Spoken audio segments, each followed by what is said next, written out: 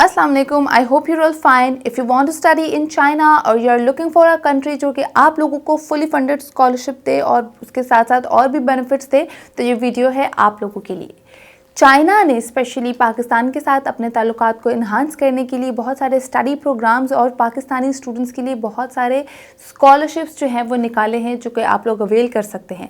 तो Y to choose China? सबसे पहले यही कि China is comparatively less expensive and affordable than other countries.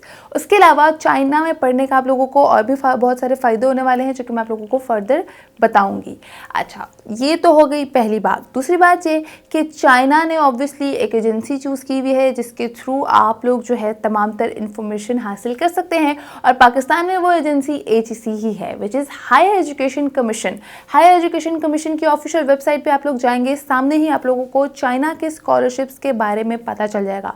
हम लोग HEC पे बहुत भरोसा करते हैं क्योंकि वहाँ की हर बात तकरीबन अथेंटिक होती है और अप्रूव्ड होती है, एफिलिएटेड होती है, एवं हवा में बातें नहीं होती। तो आप लोग HEC से जाके तमाम तर इन्फॉर्मेशन जो है इनके स्कॉलरशिप के हवाले से फ़र्दर लेंगे, क्योंकि हमारे पास वही एजेंसी है जिसके थ्रू हम लोग अप्लाई करेंगे। तो अप्लाई करने के लिए हमें HEC के थ्रू ही जो है वो अप्लाई करना होगा। लास्टली यही बात कि जो स्टूडेंट जो भी एप्लीकेंट उनको कंपैटिटिव लगेगा अपने लिए, वो आप लोगों को एलिजिबिलिटी क्राइटेरिया को मीट करता होगा, उनके मेरिट को मीट करता होगा और उनकी तमाम तर रिक्वायरमेंट को मीट करता होगा, तो उसी को तमाम तर चीज़ें जो है अवेल होंगी, बेनिफिट्स भी, स्कॉलरशिप्स भी, एडमिशन भी। तो ये है एक ब्रीफ सी बात जो कि मैंने आप लोगों के साथ शेयर की। अब मैं आप लोगों को बताती हूँ कि कौन कौन से प्रोग्राम्स हैं जो कि आप लोग वहाँ से कर सकते हैं और किन किन प्रोग्राम्स के लिए स्कॉलरशिप जो है वो लोग दे रहे हैं। तो सबसे पहले अंडर ग्रेजुएट प्रोग्राम्स के लिए भी दे रहे हैं, जो कि 4 to 5 ईयर का प्रोग्राम होता है। इसके अलावा आप लोग मास्टर्स भी कर सकते हैं। मास्टर्स के लिए भी वो स्कॉलरशिप निकाल रहे हैं, जो कि 2 से 3 ईयर्स की ड्यूरेशन का होता है। उसके अलावा आप लोग PhD के लिए भी स्कॉलरशिप्स अवेल कर सकते हैं, जो कि आप लोगों की ड्यूरेशन जो होती है वो 3 to 4 ईयर्स या 5 ईयर्स भी होती है। तो तीनों प्रोग्राम्स के लिए जो है ये लोग स्कॉलरशिप निकाल रहे हैं। बहुत ज़बरदस्त बात है, क्योंकि बहुत सारी कंट्रीज़ ऐसी हैं जो अंडर ग्रेजुएट प्रोग्राम्स के लिए स्कॉलरशिप्स नहीं देते हैं, मगर चाइना जो है आप लोगों को अंडर ग्रेजुएट प्रोग्राम मतलब बैचलर्स के लिए भी स्कॉलरशिप्स जो है वो दे रहा है। तो ये एक बहुत ही बड़ा प्लस पॉइंट है। उसके अलावा फर्दर मैं आप लोगों को बताती हूँ कि कौन कौन से कोर्सेज़ हैं जो कि चाइना ऑफ़र करवा रहा है और जो वहाँ पे आप लोग उसमें एडमिशन लेके स्कॉलरशिप को अवेल कर सकते हैं। तो स्क्रीन में आप लोगों के सामने मैंने तमाम तर कोर्सेज़ लिखे हैं, जिनमें से कुछ का नाम मैं आप लोगों के साथ शेयर करती हूँ। इंजीनियरिंग है, मेडिसिन है, साइंसेज है, लैंग्वेजेस है, लॉ है, सोशियोलॉजी है, साइकोलॉजी है, बिजनेस स्टडीज़ है। ये तमाम तर कोर्सेज़ हैं जिसमें आप लोग जो है एडमिशन लेके स्कॉलरशिप को अवेल कर सकते हैं। बैचलर्स कर सकते हैं, मास्टर्स कर सकते हैं और इन्हीं सब्जेक्ट्स में PhD भी कर सकते हैं। लिस्ट आप लोगों के सामने है। तो ये तो हो गई कोर्सेज की बात। अब आपको बताती हूँ कि चाइना में बेसिकली और बेनिफिट्स आप लोगों को क्या मिलेंगे। आप लोग अगर इन कोर्सेज में एडमिशन लेते हैं, PhD करते हैं, अंडर ग्रेजुएट करते हैं या मास्टर्स करते हैं, तो आप लोगों को फुली फंडेड तरीके से भेजा जाएगा।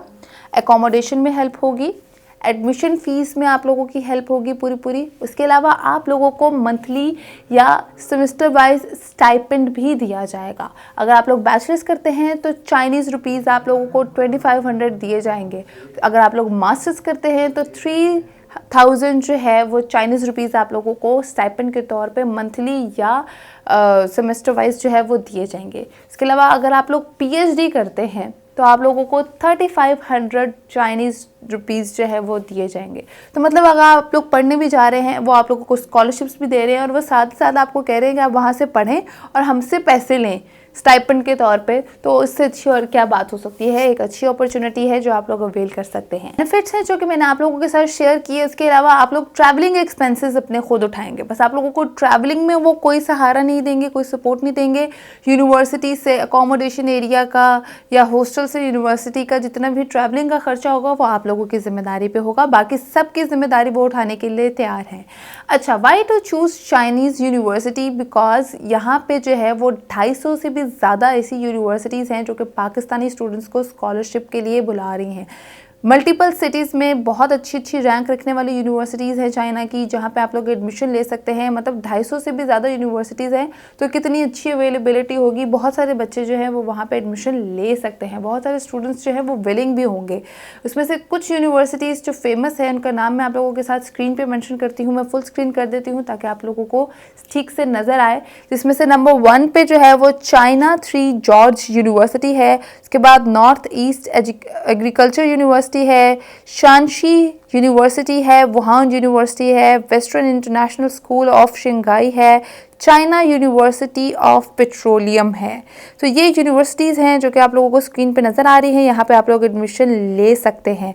उसके अलावा आप लोग फर्दर मैं आप लोगों को बताती हूँ कि इन यूनिवर्सिटीज़ में एडमिशन लेने का एलिजिबिलिटी क्राइटेरिया क्या है। तो एलिजिबल होने के लिए ऑब्वियसली आप लोगों के लिए ज़रूरी है कि आप लोग पाकिस्तानी या आज़ाद जम्मू एंड कश्मीर के नेशनल हो। उसके अलावा आप लोग फिज़िकली फ़िट हों। फिज़िकली फ़िट होना इनकी बहुत बड़ी एक डिमांड है, एक क्राइटेरिया है। फिज़िकली अगर आप लोग फिट नहीं होंगे, क्योंकि ऑब्वियसली कोविड के बाद से बहुत सारे इश्यूज स्टार्ट हो गए, तो उस वजह से आप लोगों को फिज़िकल फ़िट होना बहुत ज़रूरी है। उसके बाद आप लोगों के पास तमाम तर एकेडमिक रिकॉर्ड होने चाहिए, जो जो आपका मैट्रिक है, इंटरमीडिएट है, तमाम तर के रिजल्ट्स और ट्रांसक्रिप्ट होनी चाहिए। उसके अलावा अगर आप लोग अंडर ग्रेजुएट प्रोग्राम में एडमिशन लेना चाहते हैं तो आप लोगों ने यूसैट का टेस्ट जो है वो क्लियर करना है कम से कम 50 मार्क्स के साथ। 100 आउट ऑफ 50 होंगे तो ही आप लोग एलिजिबल होंगे। सिमिलरली अगर आप लोग मास्टर्स के लिए अप्लाई करेंगे तो आप लोगों का हैट का टेस्ट जो है वो पाकिस्तान से क्लियर होना चाहिए। उसमें भी आप लोगों को 50 मार्क्स चाहिए आउट ऑफ 100, तो ही आप लोग एलिजिबल होंगे। तो एज आप लोगों की लिमिट क्या होगी? अगर आप लोग अंडर ग्रेजुएट प्रोग्राम करना चाहते हैं तो 25 तक आपकी एज होनी चाहिए, 25 से ज़्यादा नहीं होनी चाहिए। अगर आप लोग मास्टर्स करना चाहते हैं तो 30 से 32 होनी चाहिए आपकी एज, जिससे ज़्यादा नहीं हो तो ही बेहतर है। और अगर आप लोग पीएचडी करना चाहते हैं तो 35 जो है आपकी एज रिक्वायर्ड है। 36 is acceptable in some cases, मगर 35 इज़ अ लिमिट।